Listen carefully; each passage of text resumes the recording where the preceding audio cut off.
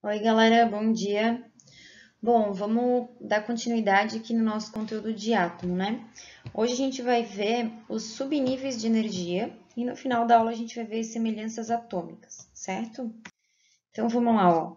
Na última aula a gente viu que o elemento químico ele é dividido em níveis de energia, né? Que são aqueles níveis ali, o K, L, M, N, O, P e Q, certo? E a gente viu também que cada camada dessa, ela comporta uma quantidade máxima de elétrons, né? E que a gente tem que distribuir esses elétrons da menor camada para a maior camada, né? Então, a gente começa a distribuir lá do K e vai seguindo, né? K, L, M, N e assim por diante, certo? O que a gente vai trabalhar agora? A gente vai trabalhar os subníveis de energia. Então, dentro de cada camada dessa daqui, ó, da K, da L, da M, da N, todas elas, a gente vai ter subníveis de energia que comprovam a presença dessa quantidade de elétron em cada uma desses níveis, dessas camadas aqui. Beleza? Esse conteúdo de subnível de energia, ele está fundamentado na mecânica quântica, que na verdade ela é uma parte da física moderna, certo? A mecânica quântica ela estuda o movimento das partículas pequenas ou muito pequenas. Como a gente está falando de elétron, né? É uma partícula do átomo, o átomo sendo a menor estrutura de formação de tudo, né? Dos materiais, enfim. Então, o elétron ele é uma partícula muito pequena, certo? Então, quem trabalha, quem estuda essa parte da energia do elétron, do movimento do elétron, é a mecânica quântica, beleza? Então, vamos lá. Os subníveis de energia, eles são identificados por letras minúsculas. Então, a gente vai ter, assim como a gente tem 7 níveis de energia, a gente vai ter 7 subníveis de energia, né? Então, a gente tem o S, o P, o D, o F, o G, o H e o I. E percebam que, conforme eu vou passando a minha camada ou meu nível de energia, a quantidade dos meus subníveis de energia aumenta também. Então, por exemplo, eu tenho aqui ó, a minha camada K, né? É a minha primeira camada, minha camada 1.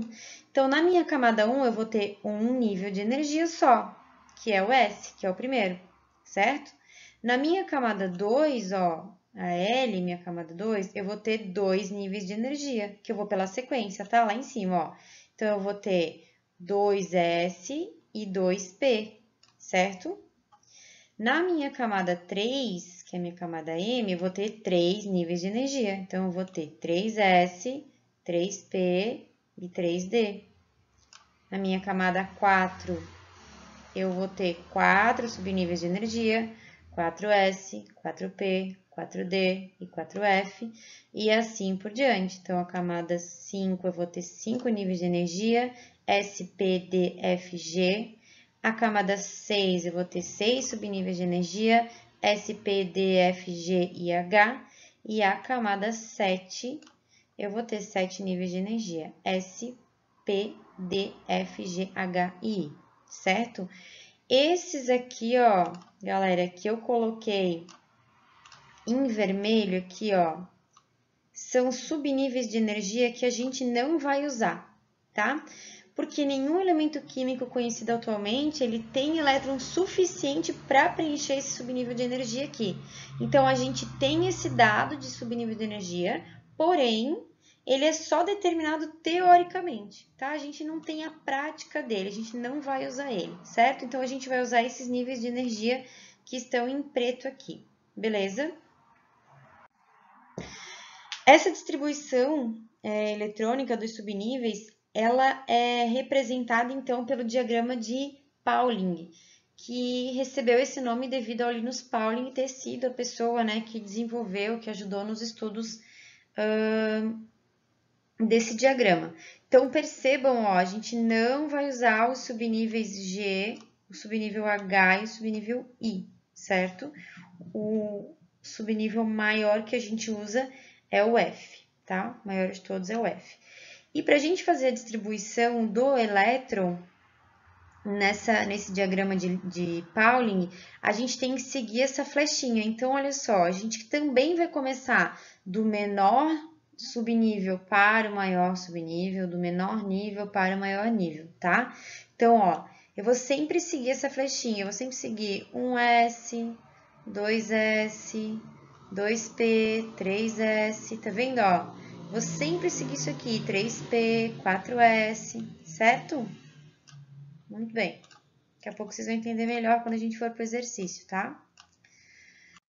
Vocês lembram também que lá na camada KLM a gente tinha um número máximo de elétrons por camada, né? Então lembra lá, ó, a camada K só cabiam 2 elétrons, a camada L só cabiam 8, a camada M só cabiam 18, né?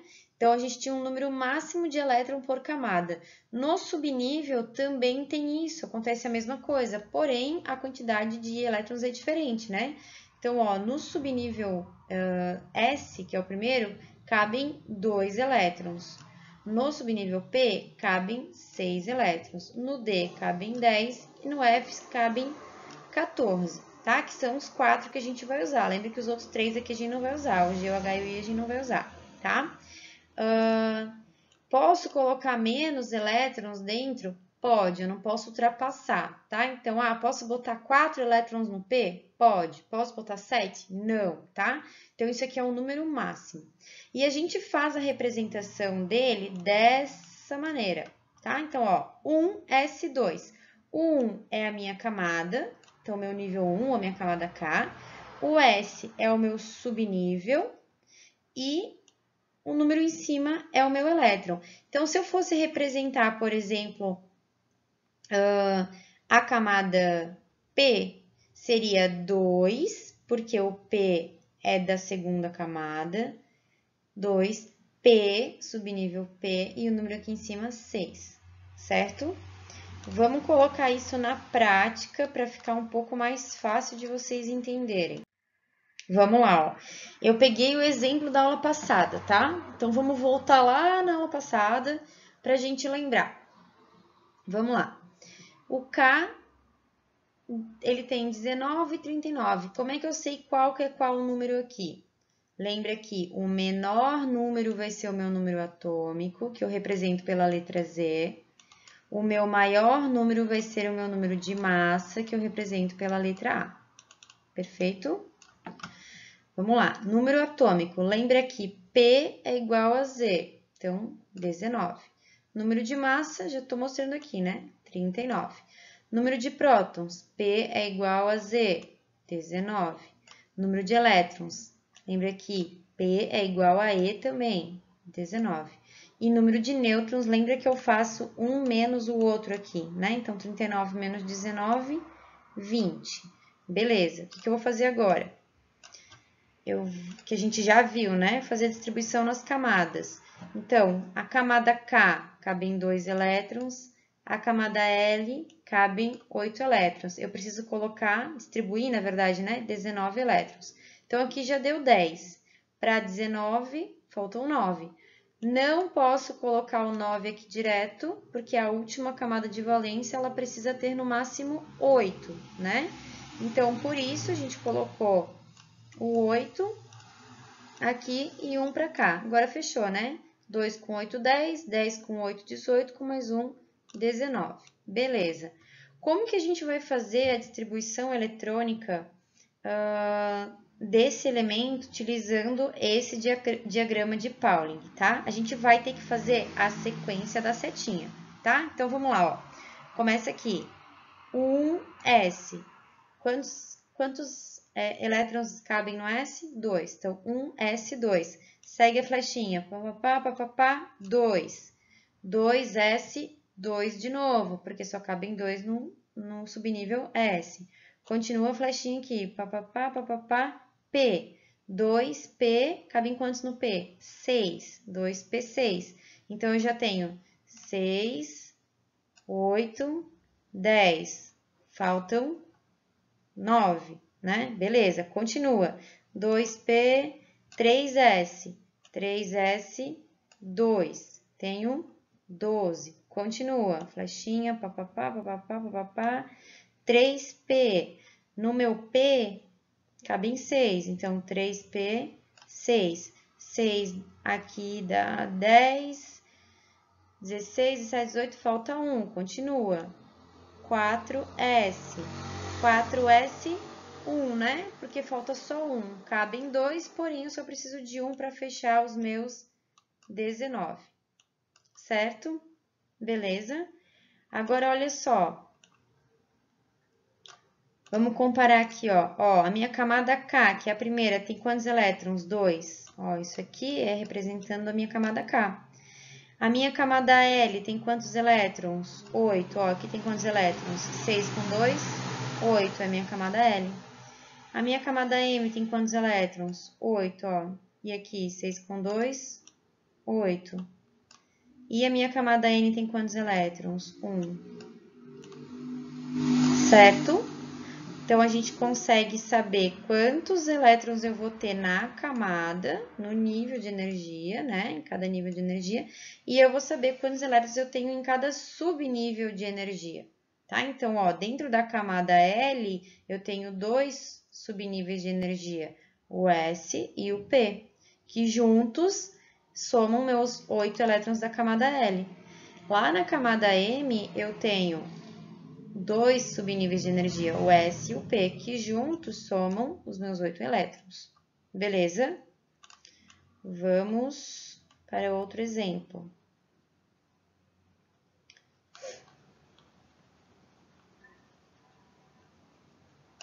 Vamos lá.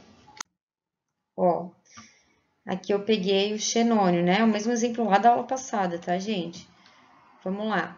Tenho dois números aqui, 54 e 131. Lembro que o número atômico é o menor, o número de massa é o maior. Preencho a minha tabela. Número atômico, 54. Número de massa, 131. Número de P, P é igual a Z, 34. Número de elétrons, P é igual a E, 34. Número de nêutrons, faço um menos o outro, 77. Beleza. Vou distribuir meus elétrons. São 54 elétrons dentro das minhas camadas de energia. Camada K, cabem 2 elétrons. Camada L, cabem 8 elétrons. Camada M, cabem 8 elétrons. Desculpa, 18 elétrons. Camada N, cabem 32. Posso botar 32 ali? Não, né? A minha última camada tem que ser só 8 e a minha penúltima só pode ser 18, né? Pela regra. Então, vai ficar 18 na N e 8 na O. Beleza? Vamos fazer o subnível de energia agora. Seguindo a flechinha. Primeiro, 1S. S cabe em quantos? 2. 1S2. Segue a flechinha. 2S. S cabe quanto? 2. Segue a flechinha. 2P. P cabe em quantos? 6. Segue a flechinha. A gente vai indo porque é só 54, né? A gente acabou de fechar 10. 3S. S cabe quanto? 2. Continua a flechinha. 3P. P cabe quanto? 6. Presta atenção agora, galera. Olha só, depois do P, eu vou para o 4S. Então, eu venho aqui para baixo primeiro, ó. 4S. Cabem quantos no 4S? 2. Agora, eu vou seguir a flechinha de novo. 3D. Ó, eu volto para a terceira camada, tá vendo? Agora, eu tô aqui, ó, no 3D. Beleza? Então, a sequência não é 1, depois o 2, depois todos os 3, depois todos os 4. Não é assim, tá? É a sequência do diagrama. Então, fechou. 3D, D cabe em quantos? 10. Beleza, segue a flechinha. 4P, P cabe em 6. Segue a flechinha. 5S, S cabe em quantos? 2. Segue a flechinha. 5S, 4D. Ó, de novo, ó, eu tava aqui no 5 e voltei lá pro 4. Cabem 10. E 5P cabe em 6. Aqui fechou certinho, né? O 6 no P aqui, mas como vocês viram antes, às vezes não fecha, né? Que nem antes fechou em 4S1, tá? Então, pode acontecer. Agora, vamos conferir lá com a nossa tabela de cima, ver se ficou certo, ó. Camada K, 2 elétrons, fechou. Nossa, que K bonito que eu fiz aqui. Camada K, 2 elétrons. Camada L, ó, 6, 8 elétrons, fechou, ó, tá igualzinho aqui, ó, aqui e aqui. Camada M, 10, 16, 18, fechou também, ó, camada M, 18. Camada N, 10, 16, 18, mesma coisa, ó, camada N, 18. E a camada O, 5, 8. Beleza, galera? Tem alguns exercícios na apostila para vocês fazerem, tá? Lá no plano de aula tá bem especificado todos os exercícios que vocês precisam fazer. Beleza? Tudo bem até aí? Espero que sim.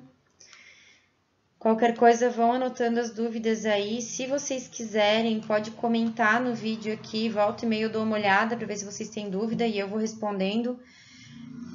Se não quiserem, vão anotando as dúvidas que a gente conversa lá no nosso bate-papo na segunda-feira, tá? Muito bem. E o outro conteúdo para a aula de hoje são as semelhanças atômicas. É bem fácil, tá, galera? Esse do Linus Pauling é a parte um pouquinho mais difícil da aula de hoje, mas as semelhanças atômicas são mais tranquilas, ó.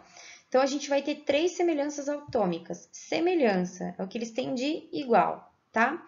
Então, a gente tem os isótopos, aí eu botei o P em vermelho aqui, para vocês perceberem um macetezinho aqui, porque P é próton, certo?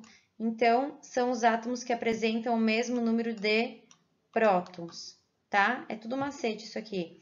Isóbaros, ó, coloquei o A em maiúsculo. Ai, de novo, não é em maiúsculo, é em vermelho. A é massa, né? Então, são os átomos que apresentam o mesmo número de massa, beleza? E isótonos, de novo, ó, coloquei ele aqui em vermelho, que N é os nêutrons, né? Então, eles têm o mesmo número de nêutrons, tá? E aqui tem uma tabelinha de resumo. Então, isótopos, ó, o P, o próton é igual, a massa e o nêutron é diferente. Isóbaros, ó, o A aqui, ó, a massa é igual, próton e nêutron é diferente. Isótonos, o N aqui, ó, nêutrons são iguais, mas próton e massa são diferentes, tá? Vamos para o prático para vocês perceberem e verem a diferença. Vamos lá. Isótopo, tá? São átomos que apresentam o mesmo número de prótons. Então, olha para esse exemplo do hidrogênio aqui, ó. Então, o hidrogênio ele tem 1 de próton e 1 de massa, certo? Aqui, ó, ele vai ter 1 de próton e 2 de massa. E aqui ele vai ter 1 de próton e 3 de massa, né? Ó, então, o número de prótons são sempre iguais, tá vendo, ó? Porém, o número de nêutrons dele é diferente, então, consequentemente, vai mudar a massa dele, né? Sendo que a massa é a soma de prótons e nêutrons, tá? Então, eles são isótopos, por quê? Porque eles têm o mesmo número de prótons, mas eles podem ter um número de nêutrons diferentes, tá? Outro exemplo é o carbono. Então, a gente chama de carbono 12, carbono 13 e carbono 14, tá? Todos esses carbonos aqui, ó, eles possuem o mesmo número de prótons, tá? Que é 6. Podem ver que todos eles têm 6 bolinhas azuis aqui. Então, o P desse aqui é igual a 6, o P desse aqui é igual a 6 e o P desse aqui é igual a 6. O que está variando ali que a gente consegue observar é o número de nêutrons, né? Que são as bolinhas vermelhas. Então, aqui eu tenho 6 nêutrons, aqui eu tenho 7 nêutrons e aqui eu tenho 8 nêutrons, tá? E aí, o número de massa desses 3 carbonos são diferentes, né? Então, o número de massa desse é 12, desse é 13 e desse é 14, tá? Beleza? Então, eles são isótopos, porque o número de prótons é sempre o mesmo. Esse número de prótons aqui de carbono, desculpa, esse número de massa aqui de carbono 14, ele é um carbono instável, tá? Ele é um carbono radioativo e ele é usado para fazer a datação de fósseis, né? Não sei se vocês já viram isso lá em história, ou até em ciências há alguns anos atrás, né? Então, o carbono 14, ele faz esse tipo de atividade de datação, tá? Tem um texto na apostila de vocês, deixa eu abrir aqui para ver qual é a página, que fala sobre isso. E é legal vocês darem uma lida. Aqui, ó, datação de fósseis, é na página 56, tá? Da apostila de vocês tem um texto ali falando do carbono 14, deem uma olhadinha depois. Beleza? Vamos para o outro exemplo agora. Aqui. Ó, os isobaros, eles têm, então, o mesmo número de massa. Ó, o A aqui, ó, tá? Então, aqui, por exemplo, o carbono e o nitrogênio são elementos diferentes, né? Porém, eles têm o mesmo número de massa. Aqui, o potássio e o cálcio também são elementos diferentes, porém, eles têm o mesmo número de massa e a gente chama eles de isobaros, tá? E depois a gente tem também os isótonos, que aí é o número de nêutrons. Gente, o isótopo e o isobaro é fácil de identificar porque a gente consegue ver, né? Aqui, ó, que tá igual, né? Quando é o outro elemento lá, o isóbaro, por exemplo, a gente vai ver o carbono 12 e aqui 6 e o carbono 14, por exemplo, e aqui 6. Então, a gente consegue ver que esse número é igual, a gente consegue ver que esse número aqui é igual. Então, fica fácil de identificar quando é um isótopo e quando é o isobaro. Agora, quando é o isótono, é um pouco mais difícil, né? Por exemplo, a gente não consegue ver diferença nenhuma nesses dois aqui, ó, certo?